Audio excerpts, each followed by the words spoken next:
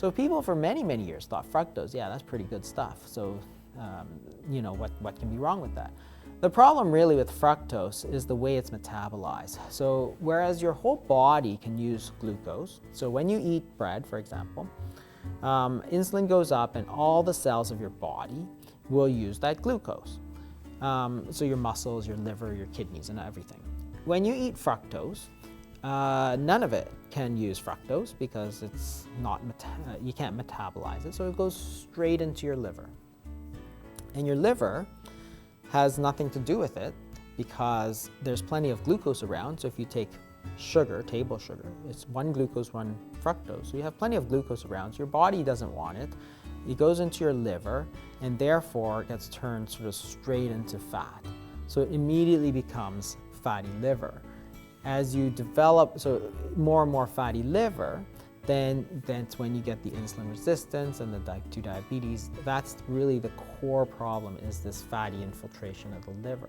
So the story with fructose is that when we talk about sugar, there's sort of a technical term which encompasses glucose and fructose. Those are the main sugars of the body. When we talk about table sugar, it's actually something called sucrose, which is one molecule of glucose and one molecule of fructose. So if we ignore things like lactose and galactose and stuff, it's mostly glucose and fructose that we're talking about. So if you eat bread, wheat or rice or something, you're talking mostly chains of glucose, which is what makes up starch. So the bread and the rice and the potatoes, those are all mostly glucose and almost no fructose.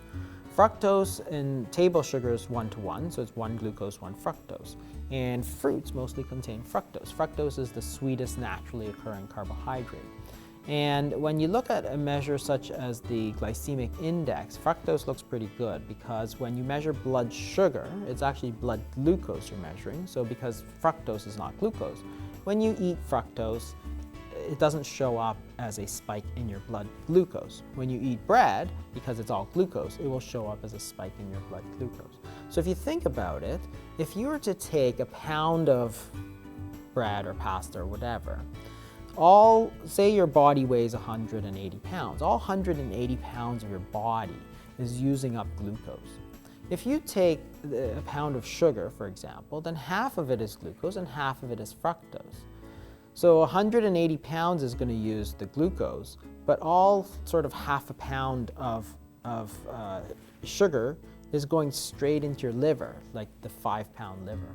So in other words, the fructose is many, many, many times worse at causing type 2 diabetes, obesity, insulin resistance than the glucose. And that's really the secret of why there were these societies like China, for example, in the 80s, where they're eating a lot of white rice. That's all they ate practically, white rice and vegetables. And there is virtually no diabetes. The reason is that their bodies, their muscles and everything is using it, as opposed to the fructose, which is going straight to your liver, directly causing this insulin resistance. So if you think about it, you have 180 pounds of body using the glucose. For fructose, there's a 5-pound liver. So it's like, 10 or 20 times worse to eat the sugar than it is to eat the bread. And that's something that people have always recognized. So again, if you just simply were to ask your grandmother, she would have told you that the first thing you want to do to lose weight is stop eating sugar. Stop eating the sweets. It's much more fattening. It might be the same calories, but the way it's metabolized is completely and utterly different.